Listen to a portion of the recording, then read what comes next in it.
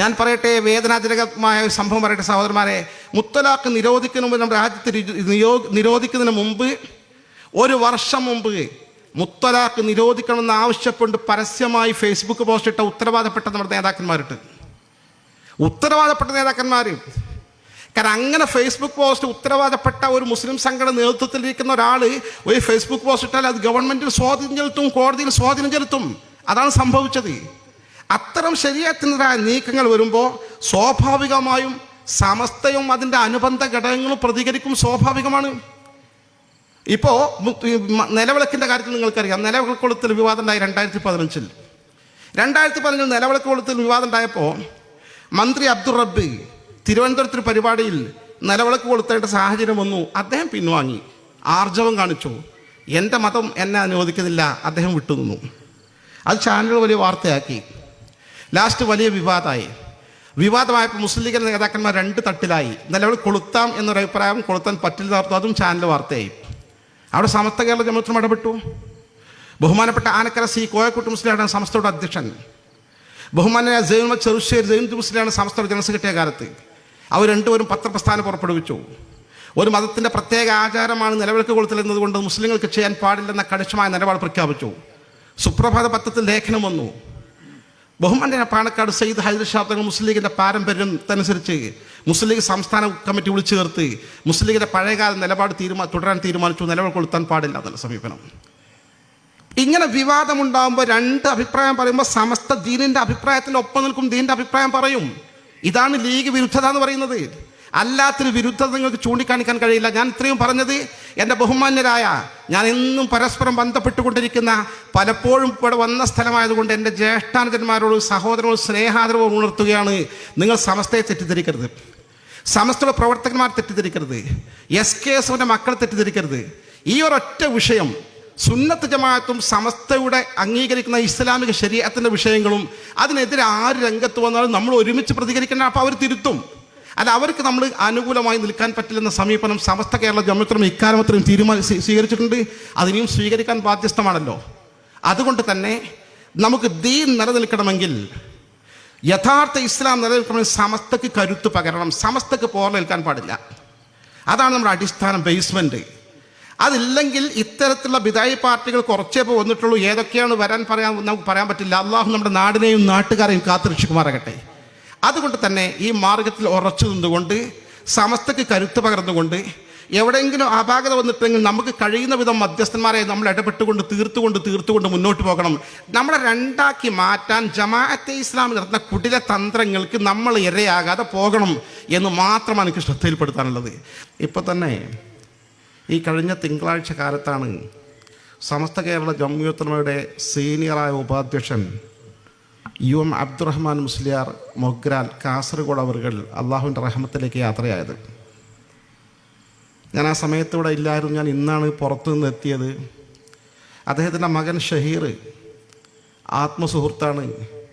ഉപ്പാൻ്റെ മരണത്തെക്കുറിച്ച് ഞാൻ ചോദിച്ചറിഞ്ഞു.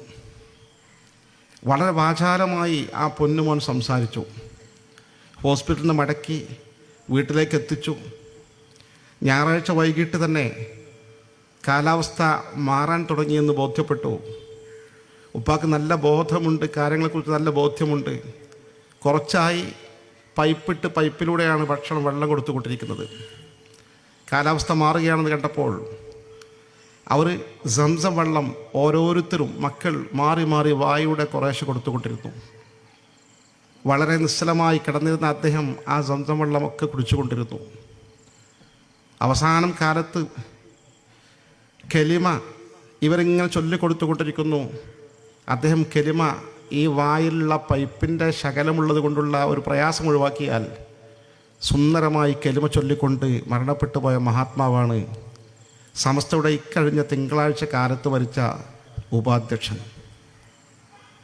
നമ്മൾ ഓർത്ത് നോക്കുക, കെലിമ ചൊല്ലാണ് നിസ്സാരമായ കാര്യമല്ല.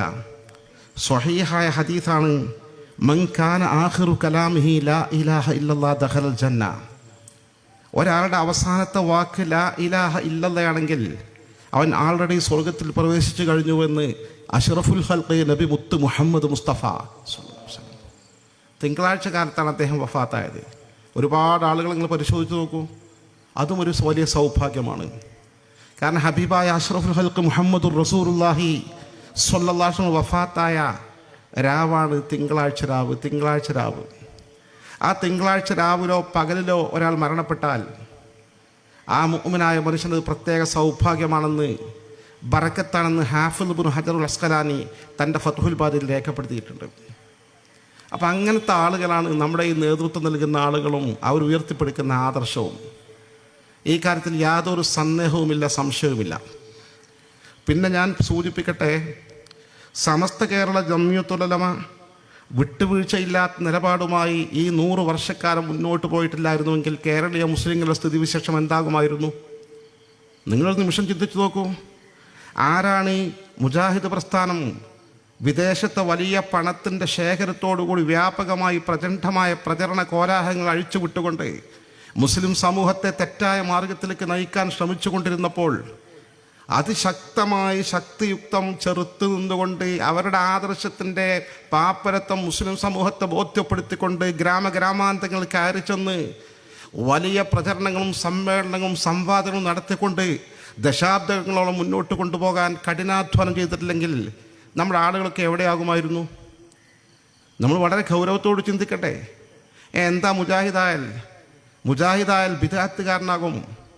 വേറൊരു കുഴപ്പമില്ല, ബിദ്അത്തുകാരനായാൽ ആ ബിദ്അത്ത് ഒരു സ്റ്റെപ്പാണ്, അടുത്ത സ്റ്റെപ്പ് കുഫറാണ്. മൗലവി ചേകനൂർ ബിദ്അത്തുകാരനായിരുന്നു, മുജാഹിദായിരുന്നു. ഈ വാഴക്കാട് മുജാഹിദ് സുന്നി സംവാദത്തിൽ കണ്ണിയത്ത് ഉസ്താദ് ഇപ്പുറത്തും ചേകനൂർ മൗലവി അപ്പുറത്തും നിന്ന് മുജാഹിദിന് വേണ്ടി വാദിച്ച ആളുകളാണ്. ആളെ പിൽക്കാലത്ത് കാഫിറായി. അതൊറ്റപ്പെട്ട സംഭവമല്ല, അങ്ങനെ ധാരാളം ഒരു സ്റ്റെപ്പാണത്. അബ്ദുസലാം സുല്ലമി ഇടവണ്ണ അടുത്ത കാലത്താണ് മരണപ്പെട്ടു പോയത്. മുജാഹിദ് പ്രസ്ഥാനത്തിൻ്റെ പ്രമുഖനായ പണ്ഡിതൻ, ദക്ഷിണേന്ത്യയിലെ ഉയർന്ന ഹദീസ് പണ്ഡിതൻ എന്നൊക്കെ അവർ വിശേഷിപ്പിക്കാറുണ്ട്. അദ്ദേഹം മുജാഹിദ് പ്രസ്ഥാനത്ത് കടന്നുപോയ ഒരു സ്റ്റെപ്പ് കടന്ന് അപ്പുറത്തേക്ക് എത്തുന്നതിന് മുമ്പാണ് മരണപ്പെട്ടത്. സ്വഹീഹുൽ ബുഖാരി ഉൾപ്പെടെ ഒരുപാട് ഹദീസുകൾ നിഷേധിച്ചുകൊണ്ട് അദ്ദേഹം രംഗത്ത് വന്നു. ഇനി അപ്പുറത്തേക്ക് പോയില്ല എന്ന് വിചാരിക്കുക. ബിദ്അത്തിന്റെ വിഭാഗം നരകത്തിലേക്കാണെന്ന് അസന്നിഗ്ധമായി അഷ്റഫുൽ ഖൽഖ് മുത്ത് മുഹമ്മദ് മുസ്തഫ സ്വല്ലല്ലാഹു അലൈഹി വസല്ലം കൃത്യമായി പഠിപ്പിച്ചിട്ടുണ്ട്. സതഫ്തരിഖു ഉമ്മത്തി 73 മില്ല. എൻ്റെ ഈ ഉമ്മത്ത്, ഇജാബത്തിൻ്റെ ഉമ്മത്ത്, എൻ്റെ മാർഗത്തിൽ പ്രവേശിച്ച മുസ്ലിം സമൂഹം 73 ആശയങ്ങളുടെ ഉടമകളായി വേർപിരിയും. കുല്ലുഹാ ഫിന്നാർ, അത് മുഴുവനും നരകത്തിലേക്കാണ്, ഇല്ലാ വാഹിദ, ഒരൊറ്റ വിഭാഗം ഒഴികെ. ഖീലാഫ തങ്ങളോട് സ്വഹാബിവരൻ ചോദിച്ചു, മൻഹും യാ റസൂലല്ലാഹ്, ആ സ്വർഗ വിഭാഗമാരാണ്? മാ അന അലൈഹി വസ്ഹാബി, ആദരവായ റസൂലുള്ളാഹി സ്വല്ലല്ലാഹു അലൈഹി വസല്ലം പറഞ്ഞു, ഞാനും എൻ്റെ സ്വഹാബത്തും സഞ്ചരിച്ച പാത, ആ മാർഗം പിന്തുടരുന്നവരാരാണോ അവർ മാത്രമാണ് സത്യവിഭാഗമെന്ന് കൃത്യമായി ഹബീബായ തങ്ങൾ നമുക്ക് പഠിപ്പിച്ചു തന്നു. അഹ്ലു സുന്നത്തി വൽ ജമാഅത്താണ് സത്യസന്ധമായ മാർഗം.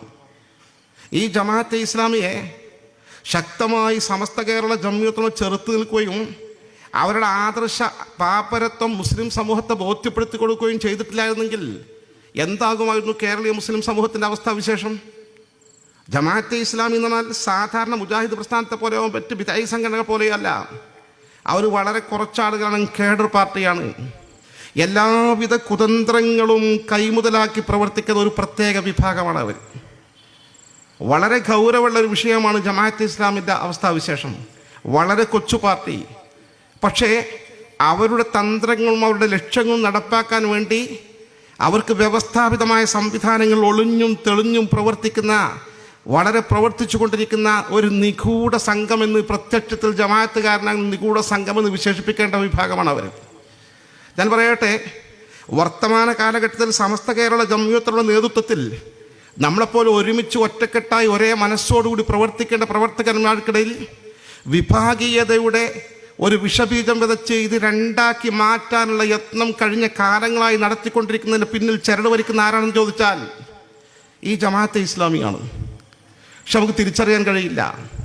അതിലൊക്കെ പലപ്പോഴും അത്തരം സംഭവങ്ങൾ ഭാഗവാക്കാണെന്ന നിലയ്ക്ക് ഈ വിനീതനെ കൃത്യമായി മനസ്സിലാക്കിയിട്ടുണ്ട്.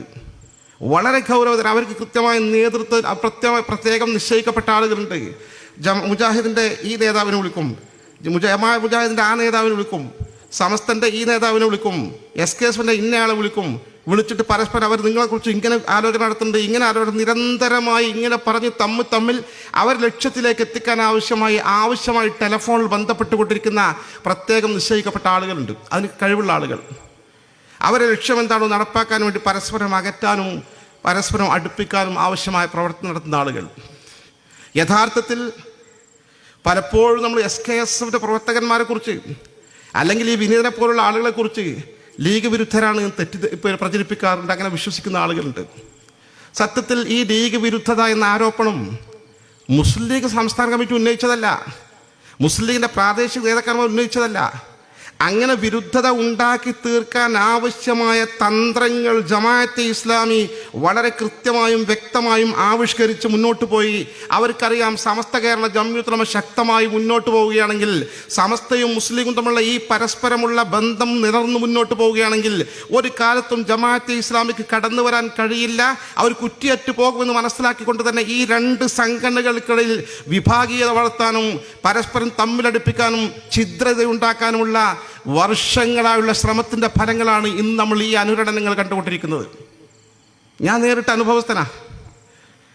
2015-13 കാലത്ത് 2013 പറയുമ്പോൾ നീണ്ട 12 വർഷങ്ങൾക്ക് മുമ്പ് മുസ്ലിം സ്ത്രീകളുടെ വിവാഹപ്രായം മറ്റ് സ്ത്രീകളുടെ കൂട്ടത്തിൽ 18 ഇന്ത്യ ഗവൺമെൻറ് തീരുമാനിക്കുകയാണ്. നമ്മളെ സംബന്ധിച്ചിടത്തോളം 2000 ശരീഅത്തിൽ കൈവക്കലാണത്. ശരീഅത്ത് എന്ന് പറയുമ്പോൾ ഗൗരവമുള്ള വിഷയമാണ്. 2018 വയസ്സിന് മുമ്പ് കല്യാണം കഴിക്കണം എന്ന് ആരും പറയുന്നില്ല. പക്ഷെ അങ്ങനെ ബൈ ചാൻസ് ഒരു മുസ്ലിം പെൺകുട്ടിക്ക് ആ സാഹചര്യം വെച്ച് 17-ലോ 16-ലോ 15-ലോ ഒക്കെ കല്യാണം കഴിക്കേണ്ടി വന്നാൽ അത് വിലക്കേർപ്പെടുത്താൻ ഇസ്ലാമിൽ നിയമമില്ല. രാജ്യത്ത് വിവാഹത്തിൻ്റെ വിഷയത്തിൽ ഇസ്ലാമിക് ശരീഅത്തിന് പ്രൊട്ടക്ഷനുള്ള രാജ്യമാണ് നമ്മുടെ രാജ്യം. അതുകൊണ്ട് തന്നെ ശരീഅത്ത് സംരക്ഷിക്കാൻ വേണ്ടി ഈ വിഷയത്തിൽ കേരളത്തിലെ മുസ്ലിം സംഘടന ഒരുമിച്ച് ചേർന്നു. സത്യത്തിൽ മുജാഹിദ് പ്രസ്ഥാനം ജമാഅത്തെ ഇസ്ലാമി അവർക്കൊക്കെ 18 വയസ്സാണെന്ന് താല്പര്യമുണ്ട്. പക്ഷെ എന്നാലും ആ അവകാശത്തിൽ കൈവക്കാൻ പാടില്ല. കണിശമായ നിലപാട് മുസ്ലിം വിഷയത്തിൽ കൊണ്ടുവരാൻ പാടില്ല. മുസ്ലിം ശരീഅത്ത് സംരക്ഷിക്കപ്പെടണം. ശരീഅത്തിൽ അവർക്ക് ആവശ്യമായ സമയത്ത് കല്യാണം ചെയ്തു കൊടുക്കാമെന്ന ഇസ്ലാമിക നിയമം അംഗീകരിക്കേണ്ടതുണ്ട്, രാജ്യത്ത് ഇനിയും തുടരേണ്ടതുണ്ട് എന്നാവശ്യപ്പെട്ടുകൊണ്ട് കേരളത്തിൽ കോഴിക്കോട് മുസ്ലിം സംഘടന മുഴുവൻ ഒരുമിച്ചുകൂടി. ആ യോഗത്തിൽ സമസ്ത കേരള ജംഇയ്യത്തുൽ ഉലമ നേതൃത്വം കൊടുത്തു. മഹാനാമർഹും കോട്ടുമല ബാപ്പ് മുസ്ലിയാർ നവ്വറല്ലാഹു മർഖദ അദ്ദേഹമാണ് യോഗം വിളിച്ചു ചേർത്തത്. സമസ്തയുടെ തീരുമാനപ്രകാരം ഇന്ത്യൻ യൂണിയൻ മുസ്ലിം ലീഗിൻ്റെ പ്രതിനിധികൾ പങ്കെടുത്തു. മുജാഹിദ് പ്രസ്ഥാനം അന്ന് 2 ഗ്രൂപ്പാണ്, 2 ഗ്രൂപ്പിൻ്റെയും നേതാക്കൾ പങ്കെടുത്തു. ജമാഅത്തെ ഇസ്ലാമി പങ്കെടുത്തു, MSS പങ്കെടുത്തു, MES പങ്കെടുത്തു, AP വിഭാഗം പങ്കെടുത്തു. കേരളത്തിലെ എല്ലാ മുഴുവൻ മുസ്ലിം സംഘടന ഒറ്റക്കെട്ടായി അണിനിരന്നുകൊണ്ട് അവർ ശക്തമായ തീരുമാനമെടുത്തു. എന്തായിരുന്നു ആ തീരുമാനം? ഒന്ന്, നിയമത്തെ സുപ്രീം കോടതിയിൽ ചോദ്യം ചെയ്യാൻ. കാരണം ശരീഅത്തനുസരിച്ച് വിവാഹപ്രായം ആ നിലയിൽ മുന്നോട്ട് പോകണമെന്ന് ഇന്ത്യ ഗവൺമെൻറ് അംഗീകരിച്ചു പോരുന്ന നടപടിക്രമത്തിനെതിരാണ് ഈ തീരുമാനം. അതിൽ മുസ്ലിം സ്ത്രീകൾക്ക് 18 സ്ട്രിക്റ്റ് ആക്കുന്നതിൽ ഒഴിവാക്കി തരണമെന്നാണ് ആവശ്യം. കോടതി അംഗീകരിക്കും സ്വാഭാവികമായി. ഈ പ്രതീക്ഷയിൽ ഒരു തീരുമാനം അതെടുത്തു. മറ്റൊന്ന്, ഈ വിഷയത്തെക്കുറിച്ച് എല്ലാ ജില്ലകളിലും ജില്ലാ സമ്മേളനങ്ങൾ നടത്തി ശരീഅത്ത് ബോധവൽക്കരണ പരിപാടികൾ സംയുക്തമായി നടത്താൻ തീരുമാനിച്ചു. 2 തീരുമാനം എടുത്തത്. ആ തീരുമാനമെടുത്ത ശേഷം നിങ്ങൾ ഓർക്കാൻ വേണ്ടി പറയുകയാണ്, ഞാൻ ആരെയും കുറ്റപ്പെടുത്താൻ വേണ്ടി പറയുകയല്ല, ഈ പ്രശ്നത്തിൻ്റെ മർമ്മം എവിടെ നിന്നാണെന്ന് പറയാൻ വേണ്ടി പറഞ്ഞതാണ്.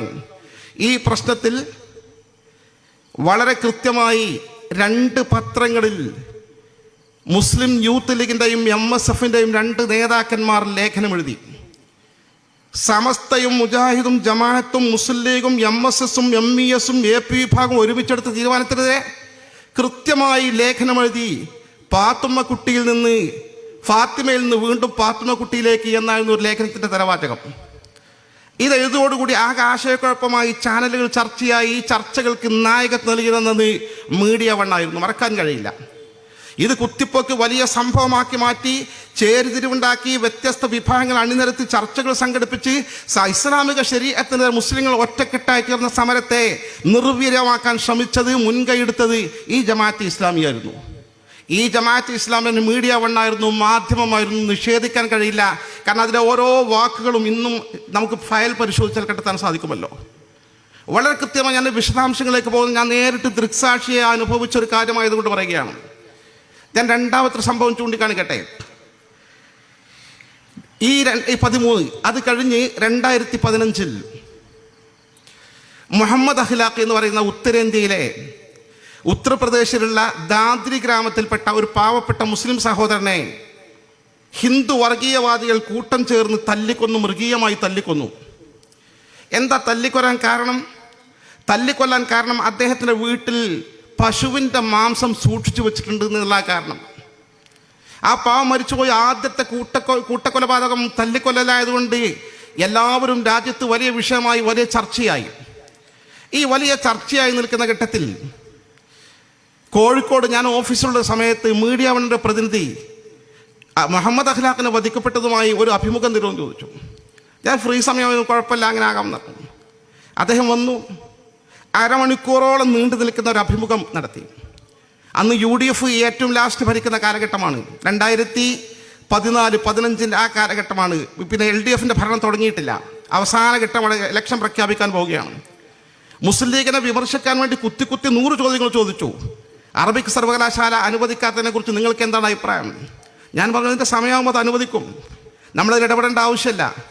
അല്ലെ, അനുവദിച്ചിട്ടില്ലെങ്കിൽ നിങ്ങൾ എങ്ങനെ നിരന്തരം ചോദിച്ച് ഒന്നും ഒരു വിഭാഗീയ ചിന്തകളും ഉണ്ടാകാത്ത വിധം കൃത്യമായി കാര്യങ്ങൾ അവതരിപ്പിച്ചിട്ട് ഇതിനെക്കുറിച്ച് പല ചോദ്യങ്ങൾ ചോദിച്ച കൂട്ടത്തിൽ അവർ ചോദിച്ചു, മുഹമ്മദ് അഖ്ലാഖിനെ കൊന്നതിനെക്കുറിച്ച് രാഷ്ട്രീയ പാർട്ടികളുടെ നിലപാടിനെ കുറിച്ച് എന്താണെന്ന് അഭിപ്രായം?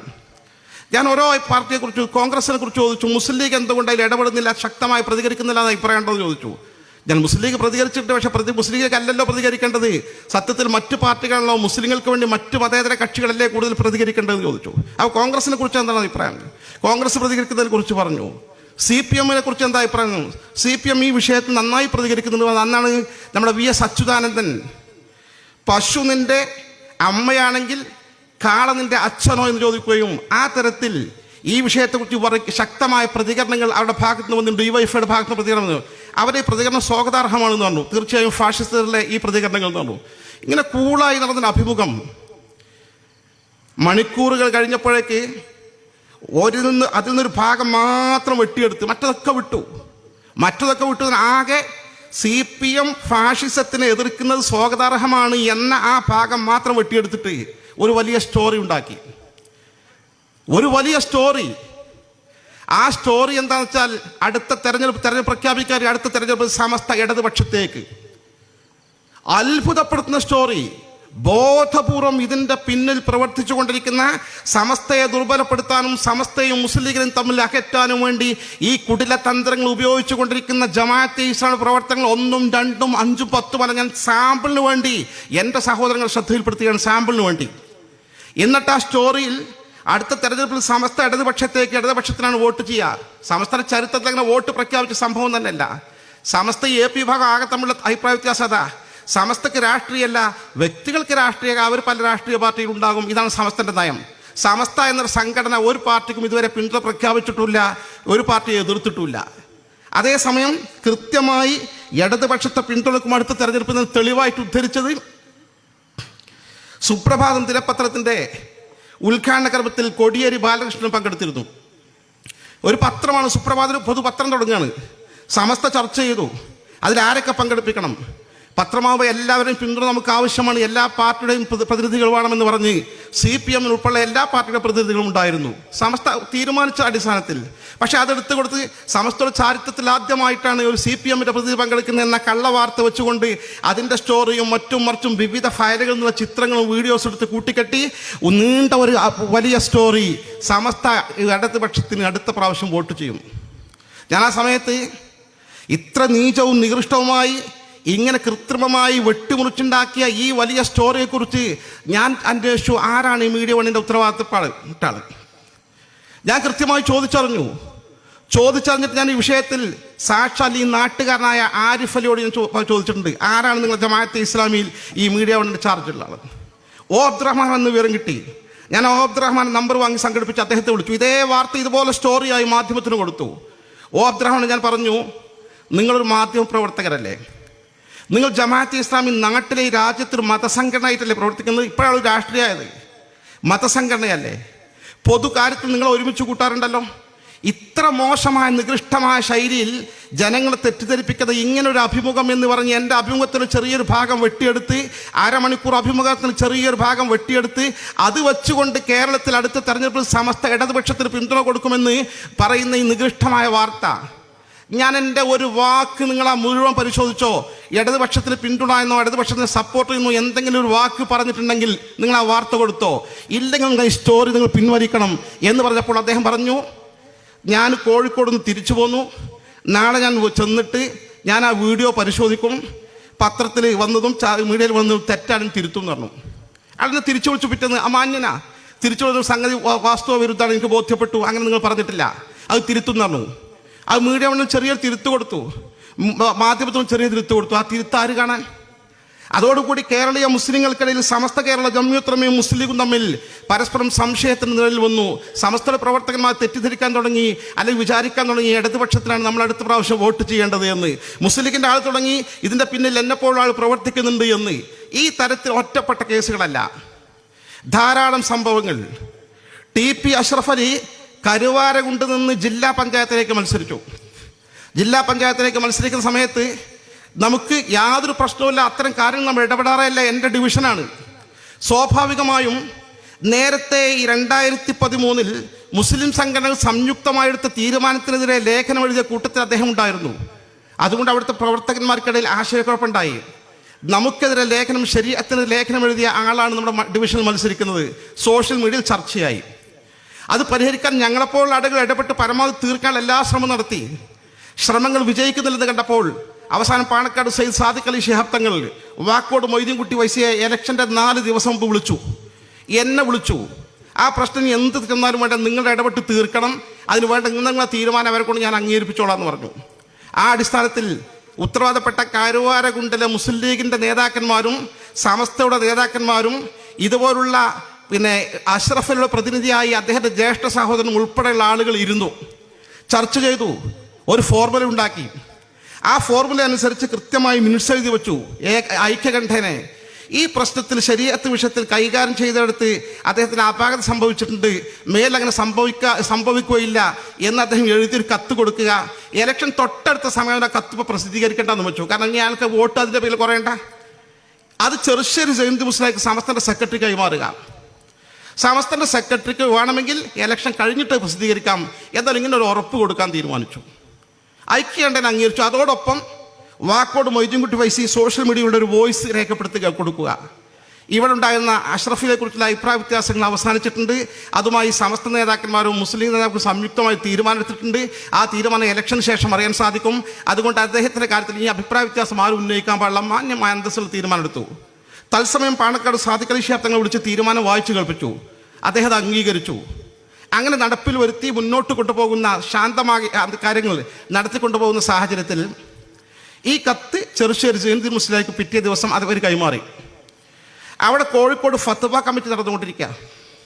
ഫത്വ കമ്മിറ്റി നടന്നുകൊണ്ടിരിക്കുമ്പോൾ ഉസ്താദ്മാർ ചർച്ച ചെയ്തു, എന്താണ് ഈ കത്ത്? ഫത്വ കമ്മിറ്റി 4-5 ആളെ ഉണ്ടാവുള്ളൂ. അത് ഇന്ന വിഷയത്തെക്കുറിച്ച് നമ്മുടെ അഷ്റഫലിൻ്റെ കത്താണെന്ന്.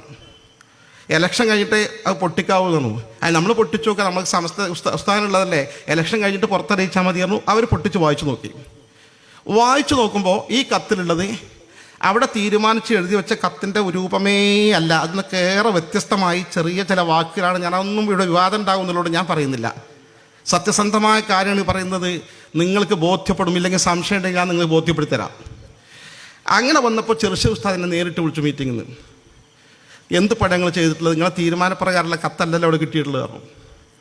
ഞാൻ ഉസ്താദെ കത്തിൻ്റെ കോപ്പി എഴുതിണ്ടാക്കി മിനിസിലുണ്ട്, സാദിഖൽ തങ്ങൾക്ക് വായിച്ചു കൊടുത്തു. അവൻ്റെ ജ്യേഷ്ഠൻ ഉൾപ്പെടെ അംഗീകരിച്ച് മുസ്ലിം നേതാക്കൾ അംഗീകരിച്ച കത്താണ്. അങ്ങനെ വെച്ചു, അല്ലാതെ എനിക്ക് വായിച്ചു തന്നു. ബാപ്പുസിലെ ഫോൺ വാങ്ങിയിട്ട് വായിച്ചു തന്നു. നമ്മളിതിന് നിസ്സഹായരാണ്, എന്താ ചെയ്യാന്ന് പറഞ്ഞു. അപ്പോൾ ഒരു കാര്യം ചെയ്തു, അവിടെയുള്ള റേഞ്ച് സെക്രട്ടറിമാരെയും SKSൻ്റെ മേഖലാ ഭാരവാഹികളെയും വിളിച്ചു കൂട്ടിയിട്ട് ആ പറഞ്ഞ പ്രകാരം കത്ത് കൊടുത്തിട്ടില്ല, ഇനി ഇലക്ഷൻ കഴിഞ്ഞിട്ട് ആ കത്ത് പ്രസിദ്ധീകരിക്കേണ്ട സാഹചര്യം വരുമ്പോൾ ആരും ചോദിക്കാൻ നിൽക്കേണ്ട എന്ന വിവരം തീരുമാനിച്ച് അവർ അറിയിക്കാൻ തീരുമാനിച്ചപ്പോൾ പല ചർച്ച വന്നു. നമുക്ക് തോൽപ്പിക്കാൻ കണിശമായി പറഞ്ഞു, നമുക്ക് തോൽപ്പിക്കാനോ ജയിപ്പിക്കാനോ തീരുമാനം സമസ്തക്കില്ല. നമ്മൾ ആ വിവരം നിങ്ങൾ അറിയിച്ചിട്ടില്ലെങ്കിൽ എവിടെ ആ കത്ത് എന്ന് ചോദിച്ചാൽ പിന്നെ കത്ത് ഉണ്ടാവില്ല എന്നുള്ളത് പറയാൻ മാത്രം നല്ല നിലയ്ക്ക് പറഞ്ഞു പിരിഞ്ഞു.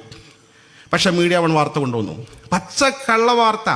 അഷ്റഫിയെ തോൽപ്പിക്കാൻ ആഹ്വാനം സമസ്ത കരുവാരകുണ്ടിലെ നേതാക്കന്മാർ. ഈ വാർത്തകൾ ഫ്ലാഷ് ന്യൂസ് നിരന്തരം വരികയാണ്. ഇതേ സമയത്ത് ഈ വിനോദ ഞാൻ കൃത്യമായി അറിയുന്ന ആളും, എന്നാൽ ഇത് ആളുകളും കൈമാറാത്ത സന്ദേശം നിങ്ങളോട് പറയാമെന്ന് മാത്രം. ഇത് വന്നപ്പോൾ ഞാൻ ഇതേപോലെ മീഡിയ വണ്ണിലേക്ക് വിളിച്ചു. നിങ്ങൾ ഒരു നിലക്കും സത്യവുമായി ഒരു കണിക പോലും ബന്ധമില്ലാത്ത കള്ള വാർത്തയാണ് ഇപ്പോൾ ഫ്ലാഷ് ന്യൂസ് കൊടുത്തുകൊണ്ടിരിക്കുന്നത്. ആ യോഗത്തിൽ പങ്കെടുത്ത ആളാണ് ഞാൻ. അവിടെ തോൽപ്പിക്കാനോ വിജയിപ്പിക്കാനോ തീരുമാനിച്ചിട്ടേ ഇല്ല. നേരത്തെ നിശ്ചയിച്ച കത്ത്, ആ കത്ത് അതേ പ്രകാരം ഉണ്ടാകില്ല എന്ന് മാത്രം അറിയിച്ച ആ യോഗം പിരിഞ്ഞിരിക്കുകയാണ്. നിങ്ങൾക്ക് ആധികാരികമായ തെളിവുണ്ടോ എന്ന് ചോദിച്ചു. അദ്ദേഹം പറഞ്ഞു, ലേഖകൻ ഒരു 3 മിനിറ്റ് വെയിറ്റ് ചെയ്യും, ഞാൻ പരിശോധിക്കട്ടെ. പരിശോധിച്ചിട്ട് അദ്ദേഹം പറഞ്ഞു, ഇല്ല അങ്ങനത്തെ കാര്യം ക്ലിയർ ആണ്, ഒരു കാര്യം ചെയ്യാൻ തിരുത്താൻ ഇപ്പോൾ തിരുത്തു കൊടുക്കുന്നതാണ്. പിന്നെ കുറച്ചു നേരം ഫ്ലാഷ് ന്യൂസ് എടുത്തു. തോൽപ്പിക്കാൻ തീരുമാനിച്ചിട്ടില്ല ഒരു 4 ഫ്ലാഷ് ന്യൂസ് അവർ കഴിഞ്ഞു. പക്ഷേ അപ്പോഴേക്കും ഡിവിഷനിലെ ആളുകൾ മൊത്തം ഇളകിയ വശമായി. കാരണം അഷ്റഫ് അലിയെ തോൽപ്പിക്കാൻ എന്ത് ചെയ്തു, ഞാൻ ഉൾപ്പെടെയുള്ള ആൾക്കാർ തീരുമാനിച്ച് പ്രഖ്യാപിച്ചു. ഞാൻ ചെറിയ 2-3 സാമ്പിളുകൾ ഉന്നയിച്ചതാണ്. ഈ കാര്യത്തിൽ ഇതുപോലെ സമസ്ത കേരള ജംഇയ്യത്തുൽ ഉലമക്കും മുസ്ലിം ലീഗിനും ഇടയിൽ ഭിന്നിപ്പുണ്ടാക്കാനും സമസ്തയെ ഒരു ഭാഗത്ത് ദുർബലപ്പെടുത്താനും മറ്റൊരു ഭാഗത്ത് മുസ്ലിം ലീഗിനെ ദുർബലപ്പെടുത്താനുമുള്ള കഠിന യത്നമാണ് ജമാഅത്തെ ഇസ്ലാമി എന്ന പ്രസ്ഥാനം നടത്തിക്കൊണ്ടിരിക്കുന്നത്. അനിഷേധ്യമായ യാഥാർത്ഥ്യമാണ്. ഇതിൻ്റെ വിശദാംശങ്ങൾ ഫുള്ള് പറയുകയാണെങ്കിൽ മണിക്കൂറുകൾ നമ്മൾ പറയേണ്ടി വരും. ഓരോ സംഭവം നിങ്ങൾ പരീക്ഷിച്ചു. നമ്മൾ തന്നെ മറ്റ് ചാനലുകാരോട് ചോദിക്കാറുണ്ട്, എങ്ങനെയാണ് നിങ്ങൾ ഇത്തരം വാർത്തകൾക്ക് ഇങ്ങനെ ഹൈലൈറ്റ് ചെയ്യുന്നത്? അവർ പറയും, മീഡിയ വണ്ണ് വല്ലാതെ കൊടുക്കുമ്പോൾ കുറച്ചെങ്കിലും ഞങ്ങൾ കൊടുക്കണ്ടേ. ഈ CIC വിഷയം കത്തിച്ചതാരാ? എൻ്റെ മാന്യ സഹോദരന്മാർ ചിന്തിക്കുക, CIC വിഷയം നോർമൽ നടന്നു പോകേണ്ട വിഷയമല്ലേ? എന്താണ് CIC വിഷയമുള്ളത്? ഈ വഫിയ സംവിധാനങ്ങളൊക്കെ സമസ്ത കേരള ജംഇയ്യത്തുൽ ഉലമയുടെ കീഴിലുള്ള സ്ഥാപനങ്ങളല്ലേ? വളാഞ്ചേരി മർക്കസാണ് ഒന്നാമത്തെ സ്ഥാപനം. വളാഞ്ചേരി മർക്കസിൽ 10-36 ഏക്കർ സ്ഥലം. അഭിവന്ദനായ സമസ്ത കേരള ജംഇയ്യത്തുൽ അധ്യക്ഷൻ മഹാനായ ഷെയ്ഖുന KK അബൂബക്കർ ഹസ്രത്ത് ഉസ്താദ് നവ്വറല്ലാഹു മർഖദഹു അവരുടെയൊക്കെ ദർജകൾ ഉയർത്തി കൊടുക്കുമാറാകട്ടെ. ഗൾഫ് രാജ്യങ്ങളിൽ നിന്ന് അറബികളിൽ നിന്നും മലയാളികളിൽ നിന്നും പൈസ പിരിച്ചെടുത്ത് ഭൂമി വാങ്ങി സ്ഥാപിച്ച സ്ഥാപനങ്ങളാണ് അവിടെയുള്ള മുഴുവൻ സ്ഥാപനങ്ങളും. അതിൽപ്പെട്ട സ്ഥാപനമാണ് അവിടുത്തെ ശരിയ കോളേജ്, പിന്നെ വാഫി കോളേജായി പരിവർത്തിപ്പിക്കപ്പെട്ടു. അതിന് കുറേ ബ്രാഞ്ചുകൾ വന്നു. വാഫിയ മാത്രമല്ല, ദാറുൽ ഹുദ അതിനൊരുപാട് ബ്രാഞ്ചുകളുണ്ട്. ജാമിഅ നൂരിയ അതിന് കുറേ ബ്രാഞ്ചുകളുണ്ട്. നന്ദി ദാറുസ്സലാം അതിന് കുറേ ബ്രാഞ്ചുകളുണ്ട്. കടമേരി റഹ്മാനിയ അതിന് കുറേ ബ്രാഞ്ചുകളുണ്ട്. ഇർഫാനിയ അതിന് കുറേ ബ്രാഞ്ചുകളുണ്ട്. അസ്അദിയ അതിന് കുറേ ബ്രാഞ്ചുകൾ. സമസ്തക്ക് വിപുലമായ വിദ്യാഭ്യാസ സംവിധാനങ്ങളുണ്ട്. അതിൽ വാഫിയ സംവിധാനത്തിൽ ചെറിയ ചില അപാകതകൾ കണ്ടപ്പോൾ, സമസ്തക്ക് പരാതി കിട്ടിയപ്പോൾ സമസ്ത ഇടപെട്ടു. സ്വാഭാവികമല്ലേ? സമസ്തയോട് തിരുത്താൻ ആവശ്യപ്പെട്ടു. സ്വാഭാവികമായി ആരും അത് അംഗീകരിക്കും. പക്ഷെ അത് അംഗീകരിക്കുന്നതിന് പകരം തിരിച്ച് മറുപടി കൊടുത്തു, ചില നെഗറ്റീവായ മറുപടി. അവ സമസ്തയിൽ വീണ്ടും ചർച്ച ചെയ്യപ്പെട്ടു. കുറേ ചർച്ചയിൽ ലാസ്റ്റ് പാണക്കാട് സയ്യിദ് ഹൈദരലി ശിഹാബ് തങ്ങൾ നവ്വറല്ലാഹു മർഖദഹു മഹാനോട് ദർജ ഉയർത്തി കൊടുക്കുമാറാകട്ടെ. വലിയ മഹാത്മാക്കൾ അവരൊക്കെ. തങ്ങൾ ഇടപെട്ട്, ഇനി ഞാനൊന്ന് അദ്ദേഹത്തോട് സംസാരിക്കട്ടെ എന്ന് പറഞ്ഞു. ഇതിൻ്റെ പ്രധാനിയോട് സംസാരിച്ചു. തങ്ങൾ പറഞ്ഞു സംസാരിച്ചു എന്ന് പറഞ്ഞു. പക്ഷേ അദ്ദേഹം ഉൾക്കൊണ്ടില്ല. അങ്ങനെ പ്രശ്നം രൂക്ഷമായി. അവസാനം അദ്ദേഹത്തിൻ്റെ ആക്ഷൻ എടുക്കേണ്ടി വന്നു. എന്നിട്ട് ലാസ്റ്റ് മധ്യസ്ഥ ശ്രമങ്ങളുമായി പ്രധാനികൾ, കേരളത്തിലെ മുസ്ലിം നേതാക്കന്മാർ രംഗത്ത് വന്നു. പക്കറ്റ് എൻ്റെ കയ്യിൽ കാശില്ല, ഞാൻ ഇന്ന് രാവിലെ ഗൾഫിൽ നിന്ന് വന്നാണ്, കാശൊന്നും കയ്യിൽ ചില്ലറ വെച്ചിട്ടില്ല. കിടന്നില്ലേ? അള്ളാഹു ബർക്കത്ത്. ഇൻഷാ അല്ലാഹ് ബക്കറ്റ് കലക്ഷനിൽ നമ്മളൊക്കെ സഹകരിക്കുക. ഇവരെ നമ്മൾ വളർത്തണം. ഇവരൊരു കാരണവശാലും മുസ്ലിം ലീഗിനും കോൺഗ്രസിനും എതിരാകുന്ന ആളുകളല്ല. സമസ്തൻ്റെ പ്രഖ്യാപിതമായ സമസ്തനെ ശക്തിപ്പെടുത്താൻ ശ്രമിക്കും. അതിൽ ഉറച്ചു നമ്മുടെ മക്കൾ വളരണം. എങ്കിലേ നമ്മുടെ ഭാവി തലമുറ രക്ഷപ്പെടുള്ളൂ. കേവല രാഷ്ട്രീയം മാത്രം കൊണ്ട്, കേവല ഭൗതികമായ പ്രവർത്തനങ്ങൾ കൊണ്ട് മാത്രം നമ്മുടെ ആഖിറം നേരെയാവില്ല. ആഖിറം നേരെയാകണമെങ്കിൽ നമ്മുടെ മക്കൾ നേർവഴിയിൽ പോകണം. ഇങ്ങനത്തെ 100,000 കക്ഷികളാണ് അപ്പുറത്തും ഇപ്പുറത്തും നമ്മളെ കൊത്തിവലിക്കാൻ നടക്കുന്നത്, നമുക്കൊരു തെറ്റിദ്ധാരണ ഉണ്ടാക്കാൻ നടക്കുന്നത്, നമ്മളെ ഭിന്നിപ്പിക്കാൻ നടക്കുന്നത്. അതിൽ നിന്നൊക്കെ മോചിപ്പിച്ചെടുത്ത് നമ്മുടെ വരും തലമുറകളെ രക്ഷപ്പെടുത്തണമെങ്കിൽ ഇത്തരം സംഘടനകൾ കുട്ടികളെ ചേർത്ത് അവരെ വളർത്തിക്കൊണ്ടുവരണം. അള്ളാഹു തൗഫീഖ് നൽകി അനുഗ്രഹിക്കുമാറാകട്ടെ. എൻ്റെ സഹോദരന്മാരെ, വർഷങ്ങളോളം ശ്രമിച്ചിട്ടും തിരുത്താൻ തയ്യാറായില്ല എന്ന് മാത്രമല്ല, വാർത്താ സമ്മേളനം രംഗത്ത് വന്നു. അതിൻ്റെ സെക്രട്ടറി വാർത്താ സമ്മേളനം നടത്തുമ്പോൾ മാത്രമല്ല, പ്രസംഗിക്കുമ്പോൾ ഫുള്ള് ലൈവ് കൊടുക്കുക മീഡിയ വൺ. നിങ്ങൾ കണ്ടിട്ടുണ്ടാവുമല്ലോ. ഇങ്ങനെ തരം താഴും ഒരു മാധ്യമങ്ങൾ, ചാനലുകൾക്ക് ഒരു വാർത്തയുടെ മതസംഘടന വരികയാണെങ്കിൽ തന്നെ രാഷ്ട്രീയ പാർട്ടികൾ വരും. നമ്മൾ വലിയ സമ്മേളനം നടത്തിയാൽ പോലും മതസംഘടന രാഷ്ട്രീയത്തിൽ വരില്ല, ചാനലുകൾ വരില്ല. പക്ഷേ ഇവരെന്ത് ചെയ്യുന്നു? ഇദ്ദേഹം പ്രസംഗിക്കുന്ന ഒരു പൊതുപ്രസംഗമാണെങ്കിൽ അവിടെ പോയിട്ട് ഈ വിഷയമാകുമ്പോൾ ഫുള്ള് ലൈവ് കൊടുക്കുക, മണിക്കൂറുകൾ. അദ്ദേഹത്തിൻ്റെ വാർത്താ സമ്മേളനം ഫുൾ ലൈവ് കൊടുക്കുക. മറ്റ് ചാനലുകാരോട് നമ്മൾ ചോദിക്കുമ്പോൾ അവർ പറയും, ഇവരിങ്ങനെ കൊടുക്കുമ്പോൾ കുറച്ചെങ്കിലും ഞങ്ങൾ കൊടുക്കണ്ടേ. അങ്ങനെയാണ് ഈ പ്രശ്നം വളർത്തിക്കൊണ്ടുവന്നത്. സമസ്തൻ്റെ ഡ്രൈവറെ മാറ്റണം. ഇയാളെ വാക്കാണ്. എന്താണ് വാക്കിൻ്റെ ഗൗരവം? സമസ്തയെ പരിഷ്കരിക്കണം, സമസ്തയിൽ മാറ്റം വരുത്തണം.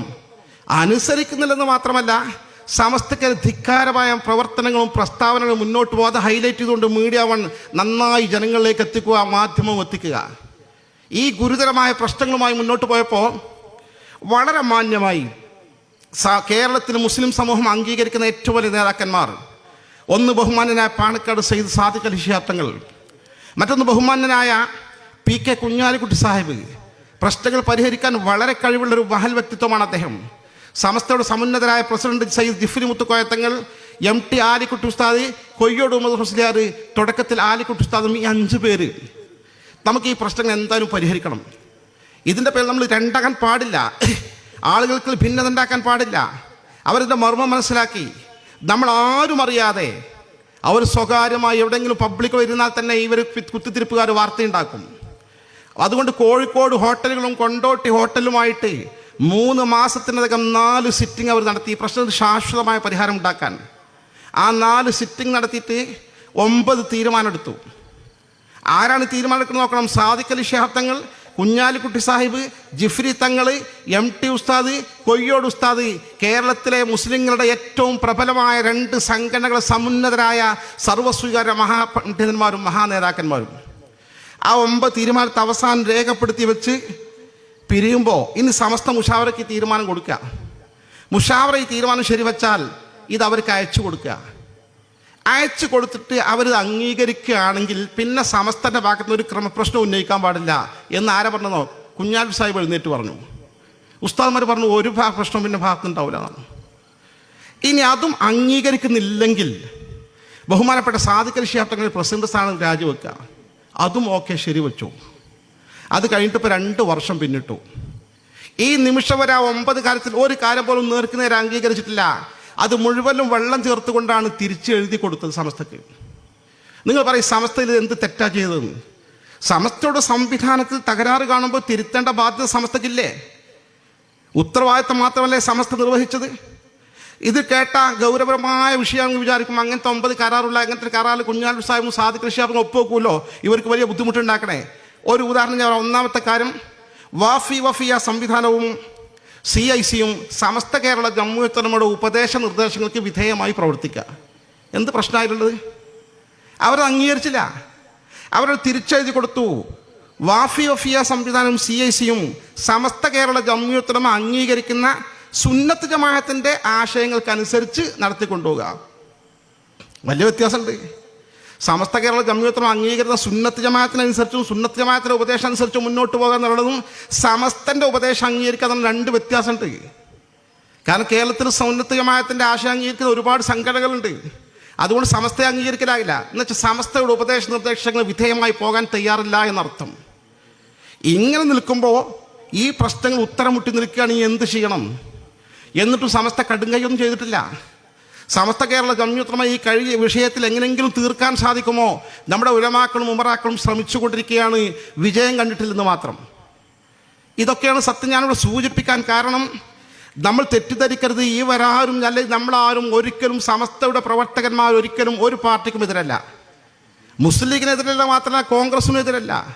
CPMൻ്റെ കമ്മ്യൂണിസ്റ്റ് സിദ്ധാന്തത്തെ ഏറ്റവും സൈദ്ധാന്തികമായി എതിർക്കുന്ന കൂട്ടത്തിൽപ്പെട്ടാണ് സമസ്തയുടെ ആളുകൾ. നമുക്കത് അംഗീകരിക്കാൻ കഴിയില്ല. മതനിഷേധത്തിൽ അധിഷ്ഠിതമാണ് പ്രസ്ഥാനം, ആരും അംഗീകരിക്കില്ല.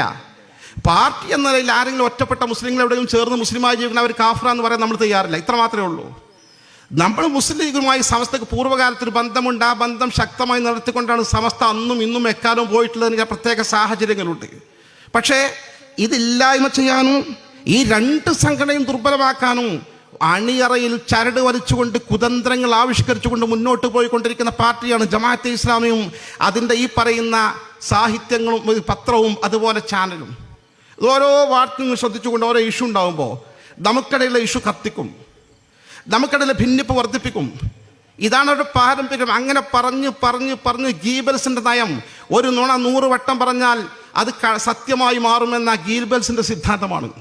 അങ്ങനെയുണ്ട്. ഒരുപാട് വട്ടം ഒരു നുണ പ്രചരിപ്പിച്ചാൽ സത്യവും. എത്രങ്ങാനും ആളുകളപ്പോൾ വിചാരിക്കുന്നത് ഈ സമസ്തൻ്റെ ഈ പുതിയ കുട്ടികളൊക്കെ ലീഗ് വിരുദ്ധരാണ്, പാണക്കാട് വിരുദ്ധരാണ്. അങ്ങനെ ധരിച്ചു വെച്ച ഒരുപാട്. ഇതന്നെ അവരുടെ ലക്ഷ്യം, കളവ് നിരന്തരം പ്രചരിപ്പിക്കുക, എന്നൊരു സത്യമാക്കി മാറ്റുക. പണ്ടൊരു കഥ കേട്ടിട്ടുണ്ട്. ഒരു ആചാര്യ ഒരു ആടിനെ വാങ്ങാൻ പോയി മാർക്കറ്റിലേക്ക്. ആടിനെ വാങ്ങാൻ പോയ സാഹചര്യത്തിൽ പരിസരത്തെ കള്ളന്മാർക്ക് കാര്യമായിട്ടൊന്നും കുറച്ച് കാര്യത്തിൽ കളവ് നടത്താനൊന്നും കിട്ടിയിട്ടില്ല. അവരിങ്ങനെ കൂടാരൊക്കെ നടത്തിയടാ, ഈ ആട് വാങ്ങുന്ന ഈ മനുഷ്യൻ നല്ല മനുഷ്യനാണ്, പറഞ്ഞാൽ വേഗം വിശ്വസിക്കുന്ന ആളാണ്, സത്യസന്ധനാണ്, നമുക്കൊരു കാര്യം ചെയ്യാൻ അവർ ഒരു പ്ലാൻ ചെയ്തു. ഈ പ്ലാൻ ചെയ്തനുസരിച്ച് 3-4 കള്ളന്മാരുണ്ട്. ആദ്യം ആടിനെ വാങ്ങി പോകുന്ന വഴിയോരത്ത് ഓരോ ഭാഗത്ത് ഇങ്ങനെ ഓരോരുത്തർ സ്ഥാനം ഉറപ്പിച്ചു. പോകുന്ന വഴിക്ക് ഫസ്റ്റ് ഒരു സാധു മനുഷ്യനായി പ്രത്യക്ഷപ്പെട്ട്, ആചാര്യ അസ്സലാമു അലൈക്കും, എന്താ വിശേഷങ്ങളൊക്കെ, പ്രത്യേകിച്ച് എന്തേ ചോദിച്ചു. അല്ല, എവിടുന്നാണ് ഈ പട്ടിയെ കൊണ്ടുപോകണമെന്ന് ചോദിച്ചു. പട്ടിയോ? എൻ്റെ മുഖത്ത് കണ്ണിലടാ. അല്ലത് പട്ടി തന്നെയല്ലേ. അയാൾ കുറേ ചീത്ത പറഞ്ഞു ഈ കള്ളനെ. അയാൾ മുന്നോട്ട് പോയി. അടുത്ത ആൾ കണ്ടിട്ട് വീണ്ടും സലാം പറഞ്ഞ് ചോദിക്കണത്, ആദ്യം എന്താ വീട്ടിൽ കള്ളന്മാരെ ശല്യം ഉണ്ടോ ചോദിച്ചു. എന്തേ ചോദിച്ചു. അല്ല, പട്ടിനെ വാങ്ങിക്കൊണ്ടുപോകാൻ. പട്ടിയോ? ഇത് ആടല്ലേ ചോദിച്ചു. അങ്ങനെ 3-ാമത്തെ 4-ാമത്തെ ആൾ പറഞ്ഞപ്പോൾ 4-ാമത്തെ ആൾ പറഞ്ഞപ്പോൾ ആചാര്യം ഇങ്ങനെ നിശ്ചയം ഒന്നും പറഞ്ഞില്ല. ആടിനെ വിട്ടിട്ട് നേരെ വീട്ടിലേക്ക് തിരിച്ചു പോയി. കള്ളന്മാർ ആടിനെ പിടിച്ചു കൊണ്ടുപോയി. ഇപ്പോൾ ആടിനെ പട്ടിയാക്കിയ സംഭവം ഉണ്ട്. ഇങ്ങനെ ഇതേ പരിപാടിയാണ്. കാരണം മാധ്യമങ്ങൾ മുഖേന നന്നായി അവതരിപ്പിക്കാൻ കഴിയും. പണ്ട് കള്ളന്മാർ സ്വീകരിച്ച അത്ര കഷ്ടപ്പെടേണ്ട ആവശ്യമില്ല. സ്വതന്ത്രമായി സോഷ്യൽ മീഡിയ ഉപയോഗിച്ചുകൊണ്ട് തന്ത്രങ്ങൾ ഞാൻ പറയുന്നില്ല. ഈ ചാനലുകൾ ഉപയോഗിച്ചുകൊണ്ട് അവർ നടത്തിക്കൊണ്ടിരിക്കുന്ന ഈ തന്ത്രം, കുതന്ത്രം വളരെ ഗൗരവതരം. നമ്മൾ വളരെ വിലയിരുത്തേണ്ട. ഞാൻ സൂചിപ്പിക്കാൻ കാരണം, ഈ ജമാഅത്തെ ഇസ്ലാമിയെ ആദർശപരമായി വിശുദ്ധ ഖുർആന്റെയും തിരുസുന്നത്തിൻ്റെയും വെളിച്ചത്തിൽ സമസ്ത കേരള ജംഇയ്യത്തുൽ ഉലമ മുസ്ലിം സമൂഹത്തിന് മുന്നിൽ തുറന്നു കാണിച്ചിട്ടില്ലായിരുന്നുവെങ്കിൽ ഇന്ന് കേരളീയ മുസ്ലിം സമൂഹത്തിൻ്റെ അവസ്ഥ എന്തായിരുന്നു? ജമാഅത്ത് വൽക്കരിക്കപ്പെടുമായിരുന്നു. കാരണം അത്ര നല്ല ശൈലിയാണ് അവർ ശൈലി. അവർ ക്ലാസ്സിന് പോയാൽ ആരും അവരെ കുറ്റം പറയില്ല. അവരെ ക്ലാസ്സുകൾക്ക് ഇന്ന് പൊതു അംഗീകാരം ഉണ്ടാക്കാനുള്ള ശ്രമങ്ങൾ അവർ നടത്തിക്കൊണ്ടിരിക്കുന്ന മുസ്ലിം സമൂഹത്തിൽ ഇതുവരെ പ്രവേശിക്കാൻ അവസരം കിട്ടാത്ത ആളുകൾക്ക് പ്രവേശനം ലഭിച്ചുകൊണ്ടിരിക്കുകയാണ്. നമ്മുടെയൊക്കെ കൂട്ടി ക്ലാസ്സുകൾ നടത്തുന്ന സാഹചര്യത്തിലേക്കാണ് പോയിക്കൊണ്ടിരിക്കുകയാണ്. അള്ളാഹു കാത്തുരക്ഷിക്കുമാറാകട്ടെ. ഈ തരത്തിൽ ആളുകളെ വശീകരിക്കാൻ അപാരമായ തന്ത്രപരമായ നീക്കങ്ങൾ നടത്തുന്ന ഒരു വിഭാഗമാണ് അവർ.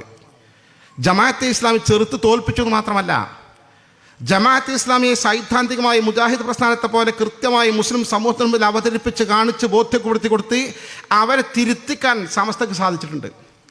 മുജാഹിദ് തിരുത്തിയില്ലേ? മുജാഹിദ് തിരുത്തിയപ്പോഴാണ് ലാ ഇലാഹ ഇല്ലല്ലാഹ് അർത്ഥത്തിൽ മുജാഹിദ് വരുത്തിയ വ്യതിയാനം അവർ തിരുത്താൻ നിർബന്ധിതമായ സാഹചര്യത്തിൽ ഭാഗികമായി തിരുത്തിയപ്പോഴാണ് മുജാഹിദ് 2-ാമത്തെ പാർട്ടിയും 3-ാമത്തെ പാർട്ടിയും 4-ാമത്തെ പാർട്ടിയും 5-ാമത്തെ പാർട്ടിയൊക്കെ ഉണ്ടായത്. അടിക്കണ തമ്മിൽ എന്താ ലാ ഇലാഹ ഇല്ലല്ലാഹ് അർത്ഥത്തിൻ്റെ പേരില്ല. ഇതേ ജമാഅത്തെ ഇസ്ലാമി സമസ്ത കൃത്യമായി പറഞ്ഞു ലാ ഇലാഹ ഇല്ലല്ലാഹ്, അള്ളാഹു അല്ലാതെ അനുസരിക്കപ്പെടാൻ അർഹനില്ല എന്നും ജമാഅത്തെ ഇസ്ലാമി അർത്ഥം വെക്കുന്നു. അള്ളാഹു അല്ലാതെ അനുസരിക്കപ്പെടാൻ അർഹനില്ല. അപ്പോൾ അള്ളാഹു അല്ലാതെ അനുസരിക്കപ്പെടാൻ അർഹനില്ല എന്ന് പറയുമ്പോൾ ഈ രാജ്യത്തെ ഗവൺമെൻറ് അള്ളാഹുവിൻ്റെ ഗവൺമെൻറ് അല്ല. അപ്പോൾ ഈ രാജ്യത്തെ ഗവൺമെൻറ് അനുസരിക്കാൻ പാടില്ല. അപ്പോൾ ഈ ഗവൺമെൻറ് അനുസരിച്ചാലോ ഹറാമാകുന്നല്ല, ഹറാമല്ല വിഷയം. ലാ ഇലാഹ ഇല്ലല്ലാഹ്ക്കെതിരെ അള്ളാഹു അല്ലാതെ അനുസരിക്കപ്പെടാൻ പാടില്ല, ആരാധിക്കപ്പെടാൻ പാടില്ല, അടിമ ചെയ്യപ്പെടാൻ പാടില്ല. അപ്പോൾ അള്ളാഹു അല്ലാതെ അനുസരിച്ചാൽ ലാ ഇലാഹ ഇല്ലല്ലാഹ്ക്കെതിരായി ഷിർക്കായി. അങ്ങനെ ജമാഅത്ത് ഇസ്ലാമി എന്തൊക്കെ നമ്മൾ പഠിപ്പിച്ചു മുസ്ലിം സമൂഹത്തെ? ഈ രാജ്യത്തെ ഗവൺമെൻറ് അനുസരിക്കൽ, ഭരണകൂടത്തെ ഈ ഭരണഘടനയെ അനുസരിക്കൽ ഷിർക്കാണ്. ഈ രാജ്യത്തെ ഗവൺമെൻറ് കീഴിലുള്ള പൊതു തെരഞ്ഞെടുപ്പിൽ മത്സരിക്കൽ ഷിർക്കാണ്. ഈ രാജ്യത്തെ ഗവൺമെൻറ് കീഴിൽ വോട്ട് രേഖപ്പെടുത്തൽ, തെരഞ്ഞെടുപ്പിൽ വോട്ട് രേഖപ്പെടുത്തൽ ഷിർക്കാണ്. ഈ രാജ്യത്തിൻ്റെ ഗവൺമെൻറ് കീഴിൽ ഉദ്യോഗം സ്വീകരിക്കൽ ഷിർക്കാണ്.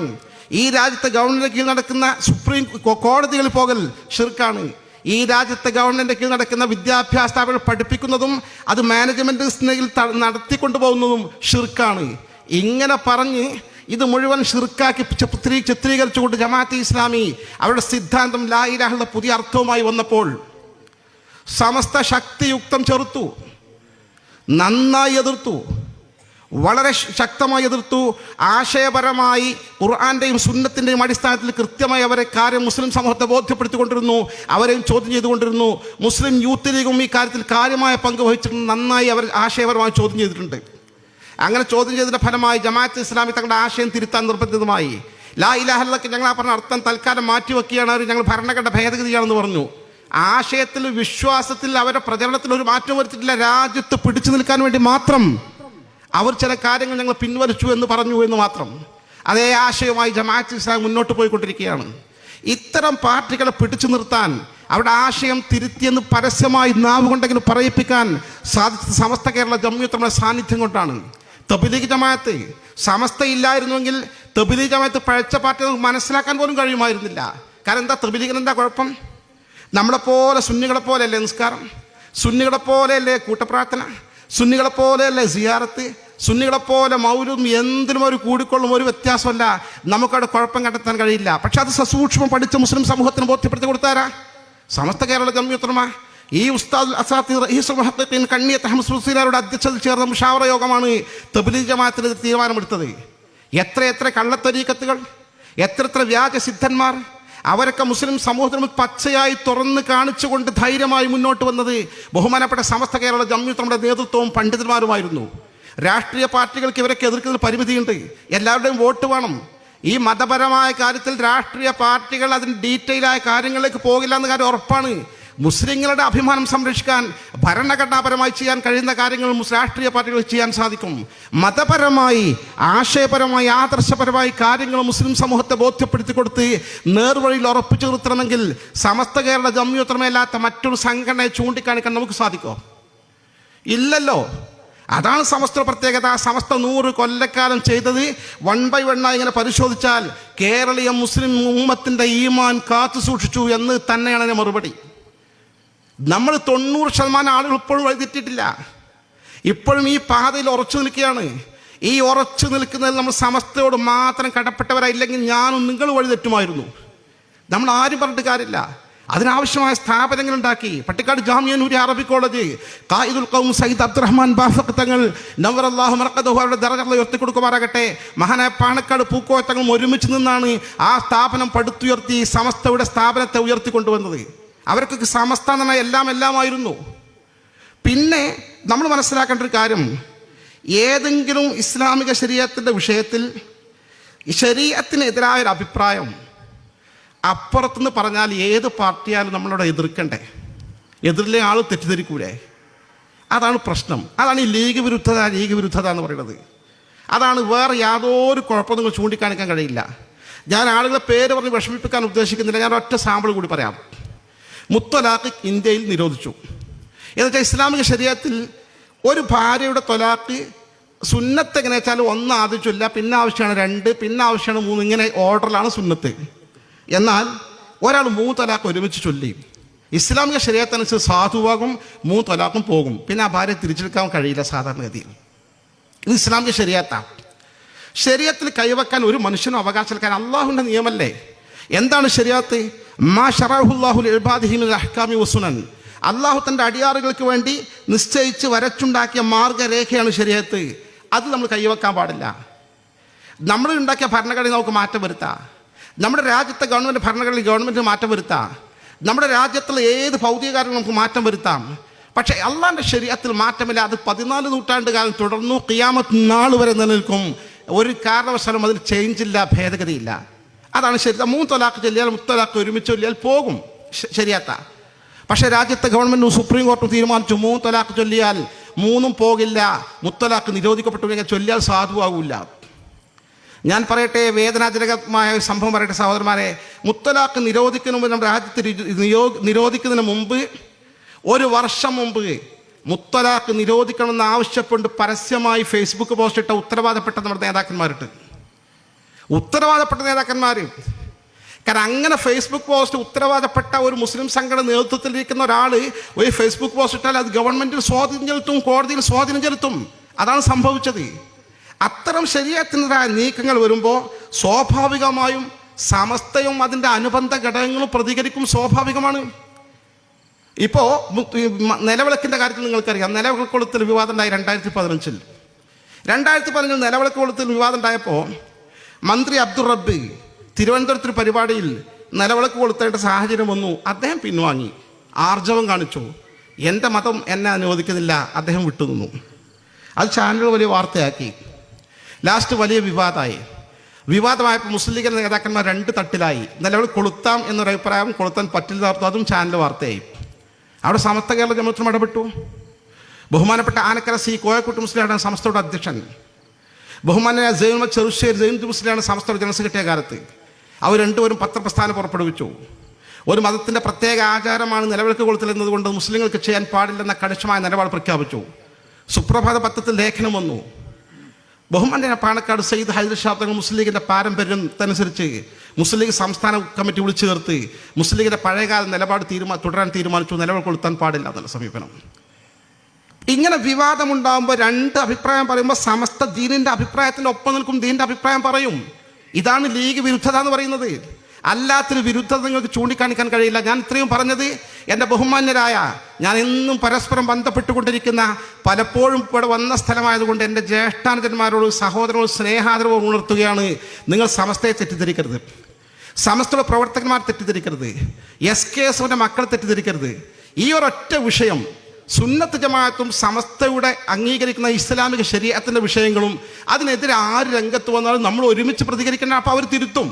അല്ല, അവർക്ക് നമ്മൾ അനുകൂലമായി നിൽക്കാൻ പറ്റില്ലെന്ന സമീപനം സമസ്ത കേരള ജമിയത്തുലമ ഇക്കാലമത്രയും സ്വീകരിച്ചിട്ടുണ്ട്. അതിനെയും സ്വീകരിക്കാൻ ബാധ്യസ്ഥമാണല്ലോ. അതുകൊണ്ട് തന്നെ നമുക്ക് ദീൻ നിലനിൽക്കണമെങ്കിൽ, യഥാർത്ഥ ഇസ്ലാം നിലനിൽക്കണമെങ്കിൽ സമസ്തക്ക് കരുത്ത് പകരണം, സമസ്തക്ക് പോറലേൽക്കാൻ പാടില്ല. അതാണ് നമ്മുടെ അടിസ്ഥാനം, ബേസ്മെൻറ്റ്. അതില്ലെങ്കിൽ ഇത്തരത്തിലുള്ള ബിദായി പാർട്ടികൾ കുറച്ചേ വന്നിട്ടുള്ളൂ. ഏതൊക്കെയാണ് നമുക്ക് പറയാൻ പറ്റില്ല. അള്ളാഹു നമ്മുടെ നാടിനെയും നാട്ടുകാരെയും കാത്തുരക്ഷിക്കുമാറാകട്ടെ. അതുകൊണ്ട് തന്നെ ഈ മാർഗത്തിൽ ഉറച്ചു നിന്നുകൊണ്ട്, സമസ്തക്ക് കരുത്ത് പകർന്നുകൊണ്ട്, എവിടെയെങ്കിലും അപാകത വന്നിട്ടെങ്കിൽ നമുക്ക് കഴിയുന്ന വിധം മധ്യസ്ഥന്മാരെ നമ്മൾ ഇടപെട്ടുകൊണ്ട് തീർത്തുകൊണ്ട് മുന്നോട്ട് പോകണം. നമ്മളെ രണ്ടാക്കി മാറ്റാൻ ജമാഅത്തെ ഇസ്ലാമി നടത്തുന്ന കുടില തന്ത്രങ്ങൾക്ക് നമ്മൾ ഇരയാകാതെ പോകണം എന്ന് മാത്രമാണ് എനിക്ക് ശ്രദ്ധയിൽപ്പെടുത്താനുള്ളത്. അവസാനമായി ഞാൻ ഒറ്റ ഹദീസ് കൂടി നിങ്ങൾ ശ്രദ്ധയിൽപ്പെടുത്തുകയാണ്. ഈ മാർഗത്തിൻ്റെ വിശുദ്ധി അബൂദാവൂദും ഇബ്നു മാജയും തിർമിദി റിപ്പോർട്ട് ചെയ്ത സ്വഹീഹായ ഒരു ഹദീസ്, ആ ഇർബാദ് ഇബ്നു സാരിയ റളിയല്ലാഹു അൻഹു, ആ മഹാനായ സ്വഹാബി വരെയാണ് റിപ്പോർട്ട് ചെയ്യുന്നത്. അദ്ദേഹം പറയുകയാണ്, സാധാരണയിൽ വ്യത്യസ്തമായി ഖതബന റസൂലുള്ളാഹി സ്വല്ലല്ലാഹു അലൈഹി വസല്ലം മൗഇദത്തൻ ബലീഗ, ഞങ്ങൾ സഹാബത്തിനെ നബി തങ്ങൾ വിളിച്ചു കൂട്ടിയിട്ട് നല്ലൊരു പ്രസംഗം എന്ന ആശയസമ്പുഷ്ടമായ പ്രസംഗം, ഗൗരവം മുറ്റി നിൽക്കുന്ന പ്രസംഗം, ഇസ്ലാമിൻ്റെ ഭാവിയിലേക്ക് വിരൽ ചൂണ്ടുന്ന പ്രസംഗം, ഇങ്ങനെ തങ്ങൾ പ്രസംഗിക്കാറില്ല. നല്ല പ്രസംഗം അത്. എത്രത്തോളം വെച്ചാൽ ആ സ്വഹാബി പറയാണ്, വജിലത്ത് മിൻഹൽ ഖുലൂബ്, ഞങ്ങൾ സ്വഹാബത്തിൻ്റെ ഹൃദയങ്ങളൊക്കെ കിടുകിടുത്ത് പോയി, ഞങ്ങൾ രോമാഞ്ച ഭരിതരായി. എന്തോ ഒരു പ്രസംഗം അള്ളാഹിൻ്റെ റസൂൽ നടത്തുന്നത്. വദറഫത്ത് മിൻഹൽ, ഞങ്ങളുടെ കണ്ണുകളിൽ നിന്ന് ഇങ്ങനെ കണ്ണുനീർത്തുള്ളികൾ ഇങ്ങനെ ഒഴുകാൻ തുടങ്ങി. അമ്മാതിരി പ്രസംഗം. കഴിഞ്ഞു പ്രസംഗം. ഒരു മഴ ചോർന്ന പ്രതീതി. ഒരു സ്വഹാബി ഒരു എഴുന്നേറ്റ് ചോദിച്ചു, കഅന്നഹ മൗഇദത്തു മുവദ്ദിഇ യാ റസൂലല്ലാഹ്, അള്ളാഹുവിൻ്റെ തിരുദൂതരെ തങ്ങളുടെ ലാസ്റ്റ് പ്രസംഗം ഒരു വിടവാങ്ങൽ പ്രസംഗം നടത്തുകയാണോ? വിടവാങ്ങൽ പ്രസംഗത്തിൻ്റെ സാഹചര്യമൊക്കെ ആയിട്ടുണ്ട്. തങ്ങൾ വഫാത്താവുന്നുള്ള ആയത്തൊക്കെ നേരത്തെ ഇറങ്ങിയിട്ടുണ്ട്. അങ്ങനെയാണെങ്കിൽ ഞങ്ങൾ തടഞ്ഞു വെക്കാൻ കഴിയില്ല. പക്ഷേ ഫൗസിന, ഞങ്ങൾ വസിയത്ത് പറഞ്ഞിട്ട് വേണം തങ്ങൾ വഫാത്താകാൻ. വസിയത്ത് പറയണം. വസിയത്താണ് മലയാളത്തിലും പറയും, മരിച്ച് പിരിയുമ്പോൾ പറഞ്ഞേൽപ്പിക്കുന്ന പ്രധാനപ്പെട്ട കാര്യമാണ്. ആ സമയത്ത് 3 വസിയത്ത് തങ്ങൾ നൽകി. ഒന്നാമത്തെ വസിയത്ത്, ഊസിക്കും ബിത്തഖ്വല്ലാഹ്. എൻ്റെ സഹോദരന്മാരെ, എനിക്ക് പ്രധാനമായി പറയാനുള്ളത് അള്ളാഹുവിനെ ഭയപ്പെട്ട് ജീവിക്കുക. ഇപ്പം നമ്മൾ ഈ പരിപാടിയിൽ വന്നത്, ഞാനിവിടെ വന്നത്, പടച്ചവനെ അള്ളാഹിൻ്റെ ദീനിൻ്റെ സംരക്ഷണത്തിന് കേരളത്തിൽ രൂപം കൊടുത്ത സമസ്ത കേരള ജമിയത്തുലമ വലിയ ഔലിയാക്കളും ആരിഫ്യങ്ങളും അതിൻ്റെ തലക്കലിലുള്ള ആളുകളും ഇക്കാലം അത്രയുമുള്ള ആളുകളും, അവരൊക്കെ അതിൻ്റെ 100ാം വാർഷികം സമുചിതമായി ആഘോഷിപ്പിക്കുക, അതിൻ്റെ പ്രചരണ യോഗം നമ്മുടെ കുട്ടികൾ നടത്തുമ്പോൾ വിജയിപ്പിക്കണം. ഈ ഒരു ചിന്തയാണ് നമുക്കുള്ളത്. ആ നിലയിൽ ഏത് കാര്യം, ജോലിക്ക് ഗൾഫിൽ പോവുകയാണ്, 1 കൊല്ലം 2 കൊല്ലം അവിടെ ജോലി ചെയ്യണം, എൻ്റെ കുടുംബത്തെ കാണാൻ കഴിയില്ല, പക്ഷേ പോകാൻ ഇങ്ങനെ ബാധ്യസ്ഥനാണ്, നാട്ടിൽ വേണ്ട ജോലി കിട്ടുന്നില്ല, എൻ്റെ മക്കളെ സംരക്ഷിക്കണം, എൻ്റെ മാതാപിതാക്കളെ സംരക്ഷിക്കണം, എൻ്റെ കടമയാണെന്ന് മനസ്സിലാക്കി കൊണ്ട് പോകുമ്പോൾ നമുക്ക് തഖ്വയാണ്, പ്രതിഫലം അല്ലാഹ് തരും. ഇങ്ങനെ എന്ത് ചെയ്യുമ്പോഴും തഖ്വല്ല. രാഷ്ട്രീയ പാർട്ടിയിൽ പ്രവർത്തിക്കുമ്പോൾ പോലും പടച്ചോനെ ഈ പാർട്ടിയിൽ പ്രവർത്തിച്ചാൽ മുസ്ലിം ന്യൂനപക്ഷത്തിന് ഇന്ന കാര്യങ്ങൾ ചെയ്തു കൊടുക്കാൻ സാധിക്കും, അത് വിചാരിച്ചാണ് ഞാൻ ചേരുന്നതല്ല എന്ന നിയ്യത്താണെങ്കിൽ പ്രതിഫലാർഹമാണ്. ഇങ്ങനെ നമ്മൾ പ്രവർത്തിക്കാം. ഇത് തഖ്വല്ല. രണ്ടാമതായി തങ്ങൾ പറഞ്ഞ വസിയത്ത്, ഇയ്യാക്കും വസ്സംഅ, നിങ്ങൾ എവിടെ ചെന്നാലും നേതൃത്വത്തെ അനുസരിക്കണം. നേതൃത്വം തീരുമാനമെടുത്താൽ ചോദിക്കാൻ പാടില്ല. വൈൻ തഅമ്മറ അലൈക്കും അബ്ദുൻ ഹബശിയുൻ, എത്യോപ്യക്കാരനായ കറുകറുത്ത നീഗ്രോവായ അടിമയാണ് നിങ്ങൾ നേതാവായി നിശ്ചയിക്കപ്പെട്ടതെങ്കിലും നേതൃത്വം പറഞ്ഞാൽ അംഗീകരിക്കണം. ശരീഅത്തിനെതിരായ കാര്യം മാത്രം സ്വീകരിക്കേണ്ട, ബാക്കി മുഴുവൻ അംഗീകരിക്കണം. അവിടെ ശരീഅത്ത് പ്രധാന, അള്ളാഹിൻ്റെ നിയമമാണത്. നിയമത്തിനെതിരെ ആര് പറഞ്ഞാലും അംഗീകരിക്കേണ്ട ആവശ്യമില്ല. ഇതിൻ്റെയൊക്കെ പ്രാധാന്യം മരിക്കാൻ പോകുമ്പോൾ തങ്ങൾ പറയുന്ന രണ്ടാമത്തെ കാര്യം ഇതാ, നേതൃത്വത്തെ അനുസരിക്കണം. വളരെ പ്രധാനമാണത്. നേതൃത്വത്തെ നമ്മൾ ചോദ്യം ചെയ്യരുത്. നമുക്കൊക്കെ ചോദ്യം നല്ല സുഖമാണ്, സോഷ്യൽ മീഡിയ ഉണ്ട്, ഒരു ചിലവുമില്ല, സ്വകാര്യമായി ഒരു വോയിസ് ഇടാനോ ഒരു കുറിപ്പ് എഴുതാനോ പണിയില്ല. പക്ഷേ ജനലക്ഷങ്ങളിലേക്ക് ചിലപ്പോൾ അത് എത്തിച്ചേരും. അവരൊക്കെ ഇതുകൊണ്ട് തെറ്റിദ്ധരിക്കുമ്പോൾ അതിൻ്റെയൊക്കെ കുറ്റഭാരം നാളെ ഖബറിൽ നമ്മൾ ഏറ്റെടുക്കേണ്ടി വരും. വലിയ ഗൗരവമാണ്. നേതൃത്വത്തെ ചോദ്യം ചെയ്യരുത്. മൂന്നാമത്തെ വസിയത്ത്, അവസാനത്തെ വസിയത്താണ്, എൻ്റെ കാലശേഷം നിങ്ങൾക്ക് ദീർഘകാലം ജീവിക്കാൻ കഴിയുമോയെന്ന് അറിഞ്ഞുകൂടാ. എൻ്റെ കാലശേഷം ജീവിക്കുന്നവർക്ക് ഈ ഇസ്ലാമിക ഉമ്മത്തിൽ ഒരുപാട് വിള്ളലുകൾ കാണാൻ സാധിക്കും, ധാരാളം ഭിന്നതകൾ കാണാൻ സാധിക്കും.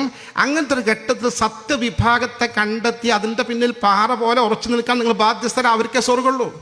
ആ വിഭാഗം ആരാണെന്ന് ഞാൻ നിങ്ങൾക്ക് പറഞ്ഞു തരട്ടെ എന്ന് തങ്ങൾ പറയുകയാണ്.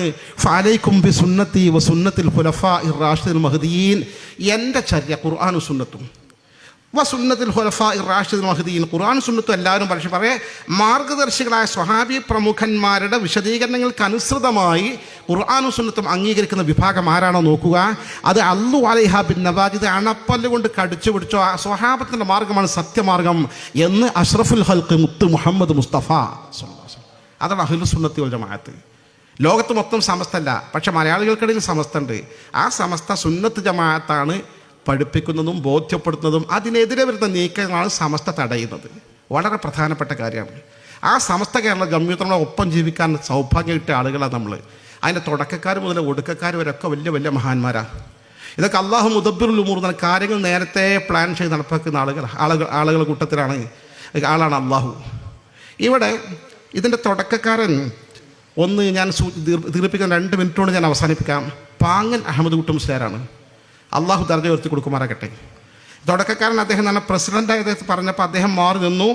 സയ്യിദ് അബ്ദുറഹ്മാൻ ബാലവി തങ്ങളെ പ്രസിഡൻ്റ് ആക്കണം എന്ന് പറഞ്ഞു. അദ്ദേഹത്തെ വൈസ് പ്രസിഡൻ്റ് ആക്കി. വലിയ സംഘാടകനായി രംഗത്ത് വന്ന ആളാണ്. കേരളത്തിൽ പരിശുദ്ധമായ ദീൻ കൊണ്ടുവന്ന ആദ്യത്തെ പ്രബോധക സംഘത്തിലെ കണ്ണിയാണ് ഹബീബ് മാലിക് റളിയല്ലാഹു അൻഹു. അദ്ദേഹത്തിൻ്റെ ആ പരമ്പരയിൽ ജനിച്ച വിശുദ്ധ കണ്ണിയാണ് മഹാനായ മൗലാന പാങ്ങിൽ അഹമ്മദ് കുട്ടി മുസ്ലിയാർ. ഇതിൻ്റെ ആദ്യത്തെ അധ്യക്ഷൻ ആരാന്നറിയോ? സയ്യിദ് അബ്ദുറഹ്മാൻ ബാലവി മുല്ലക്കോയ തങ്ങൾ. നമ്മൾ പുതിയങ്ങാടിയിൽ അന്ത്യവിശ്രമം കൊടുക്കുന്ന മഹാൻ. അദ്ദേഹത്തിൻ്റെ 5ാമത്തെ തലമുറയിൽപ്പെട്ട പിതാവ് യമനിലെ ഹദ്റമൗത്തിൽ നിന്ന ഈ നാട്ടുകാരല്ല അവർ.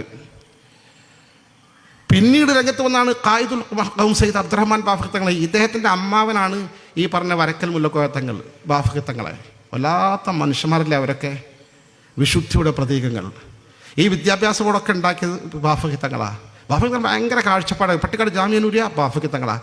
സമസ്തൻ്റെ എല്ലാമായിരുന്നു. അദ്ദേഹത്തിൻ്റെ പൂർവ്വപിതാവും വന്നത് ഇതേ യമനിലെ ഹദ്റമൗത്തിൽ നിന്നാണ്. പിന്നെ ദീർഘകാലം നൂറ്റാണ്ട് കാലം സമസ്തക്ക് നേതൃത്വം നൽകിയ മഹാവ്യക്തിത്വമാണ് മഹാനായ ഷംസുൽ ഉലമ EK ഉസ്താദ് നവറല്ലാഹു മർഖദ.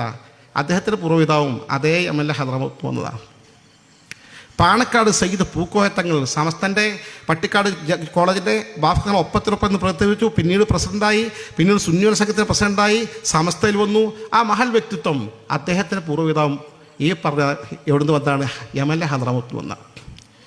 ഞാൻ പറയട്ടെ, ഇപ്പം നിലവിലുള്ള നമ്മുടെ അധ്യക്ഷൻ സയ്യിദുൽ ഉലമ, മഹാനോടെ പൂർവ്വപിതാവ് സയ്യിദ് ഹുസൈൻ ജിഫ്രി തങ്ങളവர்களுം മമ്പുറം തങ്ങളുടെ നിർദ്ദേശാനുസരണം യമനിലെ ഹദ്റമൗത്തിൽ നിന്നാണ് അവിടെ മമ്പുറത്ത് വന്നു. കൊടുങ്ങിയിൽ അദ്ദേഹത്തെ ഖാദിയായി നിശ്ചയിച്ചു. ആ പരമ്പരയിലെ കണ്ണിയാണ് സയ്യിദുൽ ഉലമ സയ്യിദ് മുഹമ്മദ് ജിഫ്രി മുത്തുക്കോയ തങ്ങൾ. അള്ളാഹു ദീർഘായുസും ആഫിയത്തും ആരോഗ്യവും ഹിമ്മത്തും നൽകി അനുഗ്രഹിക്കുമാറാകട്ടെ.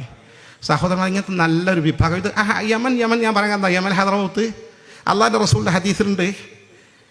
ഒരു സംഘം വന്ന് നബി തങ്ങൾ അവർക്ക് വേണ്ടി ദുആ ചെയ്തു. അല്ലാഹു ബാരിക് ലനാ ഫീ ഷാമിന, പഠിച്ചോനെ ഷാമുകാർക്ക് ബറക്കത്ത് ചെയ്യണേ. അപ്പോൾ അപ്പുറത്തുണ്ട് നജിദിലൊരു വിഭാഗം ആൾക്കാരുണ്ട്. നജിദ് എന്ന് പറഞ്ഞാൽ സൗദിയുടെ ഭാഗം. അവർ പറഞ്ഞു കാലുൽ നജിദിന, ഞങ്ങൾ നജിദിനും ദുആർക്ക് നബി. അപ്പോഴും തങ്ങൾ അല്ലാഹു ബാരിക് ലനാ ഫീ ഷാമിന വഫി യമന, ഷാമുകാർക്കും യമൻകാർക്കും ബറക്കത്ത് ചെയ്യണേ. പിന്നെയും പറഞ്ഞു നബിയെ ഞങ്ങൾ നജിദിന് ദുആ ചെയ്യണേ. അപ്പോഴും തങ്ങൾ അല്ലാഹു ബാരിക് ലനാ ഫീ ഷാമിന വഫി യമന, ഷാമിനും യമനും ബറക്കത്ത് കൊടുക്കണേ. നജിദിനെ പറ്റി തങ്ങൾ പറഞ്ഞു ഹുനാലിക സലാസിലു വൽ ഫിതൻ വമിൻഹാ യത്ലു ഖർനു ശൈത്താൻ, സകല പ്രകമ്പനങ്ങളും കുഴപ്പങ്ങളും ഉടലെടുക്കുന്ന ആ നജിദിനാണ് എന്ന് മാത്രമല്ല ഷൈത്താൻ്റെ കൊമ്പ് ഉദയം ചെയ്യുന്ന അവിടെയാണ് എന്നൊക്കെ തങ്ങൾ പറഞ്ഞപ്പോൾ മുജാഹിദ് പ്രസ്ഥാനത്തിൻ്റെ സ്ഥാപകനായ മുഹമ്മദ് അബ്ദുൽ വഹാബ് ജന്മം കൊണ്ട നാടാണ് ഈ നജിദ്. ആ നജിദിന് വന്ന വിപ്ലവം ലോകത്താകമാനം മുസ്ലിങ്ങളെ മുശ്രിക്കുകളാക്കി ചിത്രീകരിച്ചുകൊണ്ട് പ്രചണ്ഡമായ പ്രചരണം നടത്തിക്കൊണ്ട് മുന്നോട്ട് പോയിക്കൊണ്ടിരിക്കുകയാണ് അള്ളാഹുവിൻ്റെ ഹബീബിൻ്റെ ദീർഘദർശനം. തങ്ങൾ പറഞ്ഞു ഈ യമൻകാർക്ക് ബറക്കത്ത്. ആ യമൻ തന്നെ യമൻ ഹദ്റമൗത്ത് ഉൾക്കൊള്ളുന്ന പ്രദേശത്തിന് വേണ്ടി മഹാനായ സിദ്ദീഖുൽ അക്ബർ തങ്ങൾ പ്രത്യേകം ബറക്കത്തിന് വേണ്ടി പ്രാർത്ഥിച്ചിരുന്നത് മാത്രമല്ല അള്ളാഹു ആലിമീങ്ങളെയും സ്വാലിഹീങ്ങളെയും എക്കാലം നാട്ടിൽ നിന്ന് ഇങ്ങനെ ജനിപ്പിക്കണേ എന്ന് ദുആ ചെയ്തിട്ടുണ്ട്. അവിടുന്നാണ് ഇവരൊക്കെ വന്നത്. ഇവരൊന്നും പഴക്കൂല. അത് നല്ല കണ്ണി അള്ള നിശ്ചയിച്ചതാ. അപ്പം അതിൻ്റെ പിന്നിൽ ഉറച്ചു നിൽക്കുക. ഈ ജമാഅത്തെ ഇസ്ലാമി ഉണ്ടാക്കി തീർക്കുന്ന ഈ കെണിവലകൾ ദുർബലപ്പെടുത്താനുള്ള എല്ലാ ശ്രമങ്ങളും ഒരുമിച്ച് നടത്തുക. ദയാനിധിയായ റബ്ബ് സുബ്ഹാനഹു വ തആല നമ്മുടെ നേതാക്കന്മാർക്ക് തിരിച്ചറിയാനും പാവപ്പെട്ട ഈ മുസ്ലിം സഹോദരന്മാർ തമ്മിലടുപ്പിക്കുന്ന ഈ ഗുരുതരമായ പ്രശ്നത്തിൽ നിന്ന് രക്ഷപ്പെടുത്തി ഒരുമിച്ച് ഒറ്റക്കെട്ടായി മുന്നോട്ട് കൊണ്ടുപോകാനുള്ള സാഹചര്യം ഒരുക്കി തരുമാറാകട്ടെ. ആമീൻ ആത്മാർത്ഥമായി പ്രാർത്ഥിച്ചുകൊണ്ട് നിങ്ങളൊക്കെ വിനീത സഹോദരനോട് ദ്വാറ്റണമെന്ന് അപേക്ഷിച്ചുകൊണ്ട് ഞാൻ എൻ്റെ വാക്കുകൾക്ക് വിരാമം കുറിക്കുകയാണ്. ദയാനിധിയായ റബ്ബ് സുബ്ഹാനഹു നമ്മളെല്ലാവരും സകലമായ പാപങ്ങൾ വിട്ടുപുറത്ത് മാഫാക്കി തരുമാറാകട്ടെ. ദീർഘായുസ്സും ആഫിയത്ത് നൽകി അനുഗ്രഹിക്കുമാറാകട്ടെ. ആരോഗ്യം നൽകി അനുഗ്രഹിക്കുമാറാകട്ടെ. ആഖിബത്ത് നന്നാക്കി തരുമാറാകട്ടെ. പ്രത്യേകിച്ച് മരണപ്പെട്ടു പോയ നമ്മുടെ മാതാപിതാക്കൾക്കും നമ്മുടെ പ്രിയപ്പെട്ട പ്രവർത്തകന്മാരുടെ ജ്യേഷ്ഠാന്മാർ കുടുംബം മിത്രാദികൾ ഉസ്താദുമാർ ഗുരുവരന്മാർ അവർക്കൊക്കെ അള്ള മഗ്ഫിറത്തും മർഹമത്തും നൽകി അനുഗ്രഹിക്കുമാറാകട്ടെ. മക്കളൊക്കെ സ്വാലിഹീങ്ങളാക്കി തരുമാറാകട്ടെ. ഈ മക്കൾക്ക് നേർവഴിയിൽ ചലിക്കാനുള്ള സൗകര്യങ്ങൾ അള്ളാഹു നൽകി അനുഗ്രഹിക്കുമാറാകട്ടെ. റബ്ബന ആതിന ഫിദ്ദുനിയ ഹസന വഫിൽ ആഖിറതി ഹസനതൻ വഖിനാ അദാബന്നാർ. ربنا اغفر لنا ربنا اغفر وارحم والدينا ربنا ارحمهم كما ربونا صغارا آمين برحمتك يا أرحم الراحمين. صلى الله على محمد وآله وصحبه أجمعين والحمد لله رب العالمين. السلام عليكم.